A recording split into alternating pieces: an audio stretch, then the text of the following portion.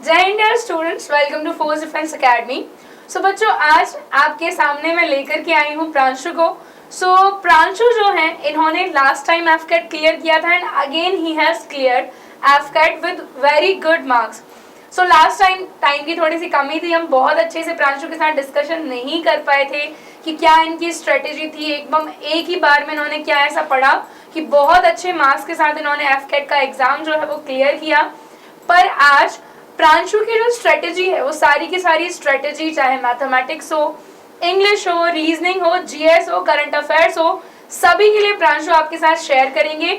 और जो भी स्टूडेंट्स आने वाला जो फरवरी का अटेम्प्ट है वो देना चाहते हैं, तो आप बिल्कुल प्रांशु को एक बार सुनकर कि इन्होंने प्रिपेयर कैसे किया है उसको इम्प्लीमेंट कर सकते हैं। लेकिन उससे पहले मैं एक ही बात आपको बोलना चाहूंगी बच्चों, कई बार हम सोचते हैं वीडियोस देख ली, ये स्ट्रेटेजी हमारे काम की है, बट हमेशा कुछ भी इम्प्लीमेंट करने से पहले आपको सेल्फ इंट्रोस्पेक्ट करना है कि आप किस सब्जेक्ट में अच्छे हैं, आप कितने कम टाइम में कौन से सब्जेक्ट में ज़्यादा स्कोर कर सकते हैं, और ये सब सोच करके बाकी सभी की सुन करके अपनी एक स्ट्रेटेजी बनाएं जो कम टाइम में आपको ज़्यादा अच्छा रिजल्ट दे सके। तो आइए चलिए हम बात करते हैं प्रांशु से। जय Hind Pranshu, and again very very congratulations. Thank you ma'am. Pranshu, हमारी जो ऑडियंस है, हमारे जो बच्चे हैं, वो वही जो बेसिकली एक स्ट्रेटेजी, चाहे मैथमेटिक्स की हो, रीजनिंग की हो, जीएस की हो, आपने कैसे कैसे शुरुआत की, क्या एकेडमी का रोल रहा, किस टीचर को आपने फॉलो किया पर्टिकुलर सब्जेक्ट के लिए, कौन सी बुक्स, कौन से नोट्स इन्होंने फॉलो किया, हम सब कुछ एकदम आराम से जानेंगे प्रांशु।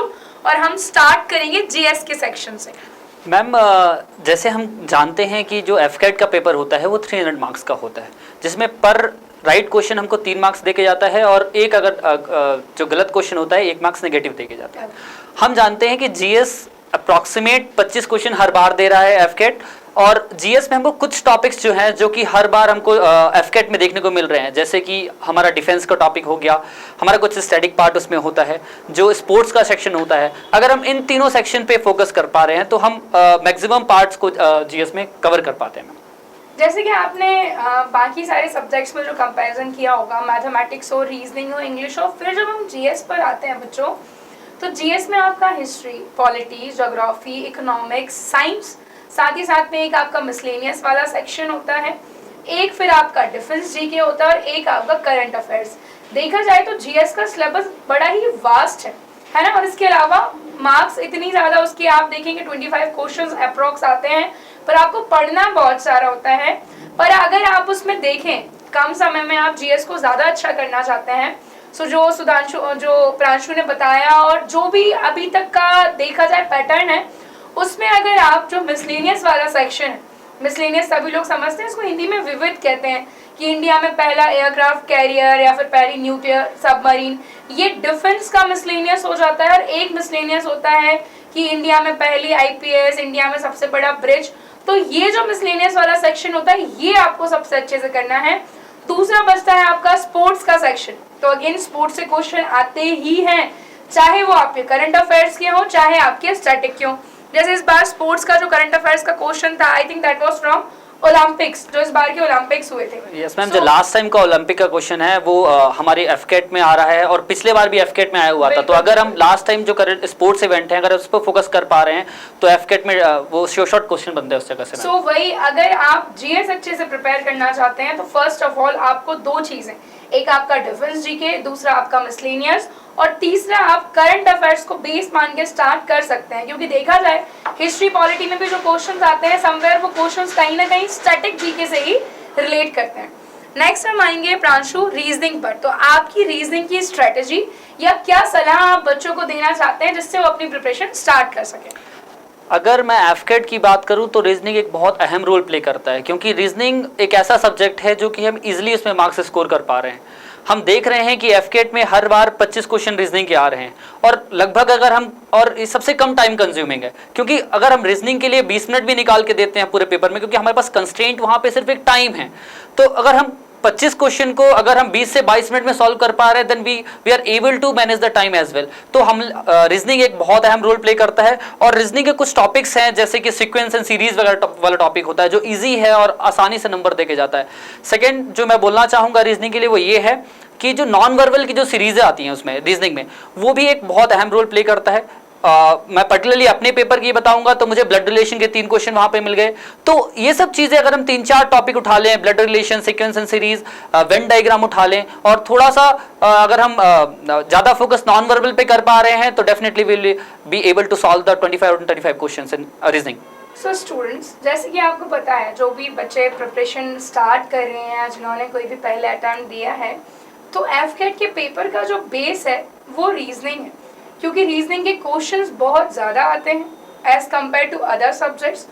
इसके अलावा क्वेश्चंस अगर आप देखेंगे ना, तो आपको रिपीटिशन क्वेश्चंस में बहुत ज़्यादा मिलेगा। रीजनिंग में बहुत ज़्यादा डाइवर्सिफिकेशन नहीं है। तो अगर आप रीजनिंग बहुत अच्छी करना चाहते हैं, बहुत सिंपल सी स्ट्रेटेजी है, पिछले 10 साल के रीजनिंग के क्वेश्चंस अगर आप प्रैक्टिस कर रहे हैं और जो भी फिर आपके प्रैक्टिस सेट, मॉक टेस्ट वगैरह आप दे रहे हैं, तो आप आसानी से कम टाइम में रीजनिंग में बहुत अच्छा, मैं कह रही हूँ, पूरा स्कोर कर सकते हैं। तो रीजनिंग एक बहुत ज़्यादा स्कोरिंग सब्जेक्ट है। अब ये तो सिलेक्टेड कैंडिडेट है, इन्होंने भी यही चीज़ बताई है, मैं भी आपको वही बताना चाहूँगी कि रीजनिंग पे एकदम फोकस करें। प्रीवियस ईयर क्वेश्चन सॉल्व करेंगे, 10 साल के आपका काम हो जाएगा। बस बार बार उनको रिवाइज करते रहें और मॉक टेस्ट जरूर देना। ओके, देन आफ्टर हम बात करें प्रांशु इंग्लिश की। सो इंग्लिश के लिए आपकी स्ट्रेटेजी क्या थी और आपने इंग्लिश के लिए क्या क्या प्रेफर किया था? इंग्लिश मैम, अब अगर हम एफकेट के पेपर में देखें तो इंग्लिश हमको 30 क्वेश्चन इंग्लिश के पर्टिकुलरली मिल जाते हैं। अब इंग्लिश जो एफकेट की आती है कंपैरेटिवली इजी आती है। और अगर हम बात करें एफकेट के लिए तो हम वीके सिन्हा मैंने प्रेफर की थी अपने लिए। वीके सिन्हा एक बुक है, उस बुक से अगर मैंने तैयारी की थी तो इंग्लिश के क्वेश्चन मैं इजीली कर पा रहा था उस पेपर पे मैं। और जो उसमें थोड़ा सा टफ पार्ट आता है इंग्लिश में, वो एंडोनिम सिनोनिम कभी ऐसे आते हैं जो थोड़ा अटपटे हो सकते हैं। तो अगर हम उसको भी छोड़ दें तभी हम 24 क्वेश्चन वहां से इजीली निकाल के ले जाएंगे। और अगर हम 24 क्वेश्चन निकाल पा रहे हैं किसी एक सेक्शन से तो हम डेफिनेट है कि हम पेपर क्लियर कर पा रहे हैं। सो इंग्लिश के लिए स्टूडेंट्स, आपको पता ही है कि हमारी जो क्लासेस होती हैं, सर की क्लासेस होती हैं, स्पेशली लखन सर की क्लासेस। तो जितने भी स्टूडेंट्स जिन्होंने सीडीएस एफकेट क्वालिफाई किया है, प्रांशु ने खुद एफकेट क्वालिफाई किया है, और सर ने जिस तरीके से बताया था एंटोनिम्स, सिनोनिम्स, इडियम्स, जो भी शीट्स सर ने दी थी प्रांशु, वो आपको किस तरीके से उन शीट्स ने आपको हेल्प की? डेफिनेटली मैम, क्योंकि हम लोग को लगातार सीट्स प्रोवाइड कराई गई इसको, मतलब कोचिंग एकेडमी की तरफ से, और बार बार हमको कॉम्प्रहेंसिव पार्ट पे भी जोर दिया गया, हमको ग्रामेटिकल पार्ट्स पे भी बहुत ज़्यादा जोर दिया गया, जिसके कारण मैम जो it was like walking on a piece of cake. तो हम लोग लग रहा था कि हम सीधे इजीली इंग्लिश को वहाँ पे क्रैक कर पा रहे थे, ओनली बिकॉज ऑफ सर। जब मैं बात करूँ, मैं खुद अपना पर्सनल शेयर करूँगी कि जब बच्चों का एग्जाम था, सो रात में 4-4 घंटे, 8 बजे से इवन 12 बजे तक भी सर ने क्लासेस ली हैं कि भाई लास्ट मोमेंट प्रिपरेशन जो है बेस्ट प्रिपरेशन कही जाती है। तो उस टाइम पर भी आपकी क्लासेस ली गई ताकि स्टूडेंट्स की जो लास्ट मिनट प्रिपरेशन है वो बहुत अच्छी हो जाए। और ये वही स्टूडेंट्स हैं जिन्होंने सर की एक भी क्लास मिस नहीं की है। एंड लास्ट सेक्शन प्रांशु हमारा बचता है मैथमेटिक्स। सो मैथमेटिक्स से मैं भी पहले आपको बता देना चाहती हूँ बच्चों, कई सारे स्टूडेंट्स होते हैं जो मैथमेटिक्स फील्ड को बिलोंग नहीं करते, है ना, और कई जो होते हैं जो जिनका जो स्ट्रॉन्ग पार्ट होता है वो मैथमेटिक्स होता है। सो दोनों ही तरीके के स्टूडेंट्स बैठते हैं एफकेट एग्जामिनेशन में। बहुत सिंपल सी बात है कि अगर आपका एक पार्ट स्ट्रॉन्ग है तो एक पार्ट वीक होगा। तो जो मैथमेटिक्स वाले स्ट्रॉन्ग है उनका जीएस वीक होगा, और जो जीएस वाले स्ट्रॉन्ग है उनका मैथमेटिक्स वीक होगा। आपको करना कुछ नहीं है, अपने स्ट्रॉन्ग पार्ट को और ज़्यादा एनहेंस करना है और जाकर के एग्जाम में परफॉर्म करना है। मैथमेटिक्स में अगर हम देखें तो सिलेक्टेड टॉपिक्स का वेटेज बहुत ज़्यादा है, जो कि प्रांशु आपको आसानी से एक्सप्लेन कर ही देंगे। मैथमेटिक्स की बात करें मैम तो मैं पहले उनके लिए बताऊंगा जो मैथमेटिक्स विंग से बिलोंग नहीं करते हैं। तो उनके लिए कुछ सेलेक्टेड टॉपिक होते हैं, जैसे कि एवरेज के क्वेश्चन होते हैं। एवरेज के आपको 3 से 4 क्वेश्चन वहाँ पे मिल जाएंगे। आपको टाइम एंड वर्क के क्वेश्चन मिल जाएंगे, वहाँ पे 2-3 क्वेश्चन मिल जाएंगे, एंड प्रॉफिट एंड लॉस के क्वेश्चन मिल जाएंगे। तो अगर कुछ लड़के जो कि मैथमेटिक्स विंग को बिलोंग नहीं करते हैं, तभी वो इजीली वहाँ से 8 से 10 क्वेश्चन तो इजीली सॉल्व कर पा रहे हैं। और जो मैथमेटिक्स विंग से बिलोंग करते हैं उनके लिए तो बहुत इजी सा पेपर होता है, क्योंकि जो एसआई के क्वेश्चन आपको फेस करने पड़ेंगे वहाँ पे, वो भी एक बहुत इजी से क्वेश्चन आ रहे हैं वहाँ पे इस टाइम पे एफकेट पे। और दूसरी बात जो मैं करूँ कि profit and loss, ratio and proportion, तो ये जो टॉपिक है ये इजीली जो मैथमेटिक्स विंग वाला लड़का है वो क्रैक कर पा रहा है। ओके, सो वही जो चीज़ मैंने आपको बताई कि आप जीएस अगर अच्छा कर लेते हैं, रीजनिंग, इंग्लिश, बेसिकली ये तीनों पार्ट सभी के अच्छे हो जाते हैं। कुछ बच्चे होंगे जिनका मैथमेटिक्स वीक होता है, बेसिकली आर्ट्स को बिलोंग करते हैं, कॉमर्स को बिलोंग करते हैं। सो बच्चों, आपको करना कुछ भी नहीं है। आप पास्ट ईयर के क्वेश्चंस उठाएंगे, उसमें कुछ topic average, time and work, ratio proportion, और इसके अलावा speed, distance and time, and last बचता है आपका प्रॉफिट एंड लॉस। ये वो टॉपिक्स हैं कि अगर आप इनको अच्छे से कर लेते हैं और इनके प्रीवियस ईयर आप बस सॉल्व कर लीजिए, अपने मॉक टेस्ट जो भी आप जहाँ भी दे रहे हैं, जो हमारे अकेडमी के स्टूडेंट्स हैं उनका टेस्ट रेगुलरली कराया जाता है जब भी एग्जाम नज़दीक होता है। So previous year question, mock test, अगर आप इतने टॉपिक्स कंप्लीट करके लगा पा रहे हैं, उसमें अच्छा स्कोर कर रहे हैं, तो डेफिनेटली ये जो कंबाइंड स्ट्रेटेजी आपके साथ शेयर की गई है for GS, for English and reasoning and mathematics, इससे आसानी से आप 200 प्लस स्कोर कर सकते हैं। और 200 प्लस इम्पोर्टेंट इसलिए है बच्चों कि कई बार रिटर्न क्वालिफाई करना ईजी हो जाता है।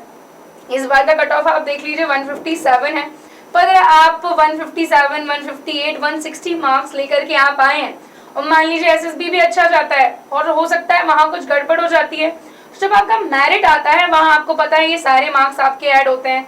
सो कई बार बच्चा बहुत अच्छे से परफॉर्म करने के बाद भी मेरिट आउट हो जाता है और कारण होता है रिटर्न एग्जाम में कम मार्क्स होना। सो बच्चे कई बार रिटर्न को बहुत सीरियसली नहीं लेते, यार कट ऑफ क्लियर हो जाए दैट्स इट, नहीं, आपको कोशिश करना है 200 से 250 के बीच का आप एकदम से बिल्कुल टारगेटेड रहेंगे। अभी टाइम बहुत ज़्यादा है, आप आसानी से प्रिपेयर कर सकते हो उसके लिए। यहाँ अगर स्कोर आपने अच्छा कर लिया एसएसबी में, आपका इंप्रेशन भी अच्छा होगा और आपके मेरिट इन होने के चांसेस बहुत ज़्यादा बढ़ जाएंगे। सो प्रांशु, लास्टली मैं आपसे ये जानना चाहती हूँ that you have qualified the written examination and the next step is SSB. So एक बार प्रांशु जो है एसएसबी दे चुके हैं, इवन कॉन्फ्रेंस तक गए हैं। सो नेक्स्ट अभी आपने फिर से जो एसएसबी की प्रिपरेशन शुरू की है, उसके लिए आप क्या कर रहे हैं?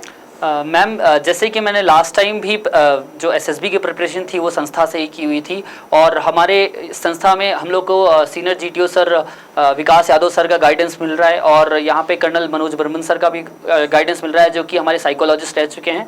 और जैसे कि मैडम ने बताया कि after clearing AFCAT you have to focus on the SSB as well, and इसलिए आपको एक बहुत अच्छा मार्क्स रखना पड़ेगा, क्योंकि अगर कुछ जो लोग हैं जो एडमिनिस्ट्रेटिव विंग के लिए मतलब अप्लाई कर रहे हैं इस बार, तो उनके लिए ये जरूरी है कि वो कम से कम 200 से ज़्यादा मार्क्स का मतलब लेके आना बहुत ज़रूरी है उनके लिए। अगर वो ऐसा नहीं कर पा रहे हैं तो मेरिट आउट होने के चांसेस बहुत ज़्यादा बन जाते हैं।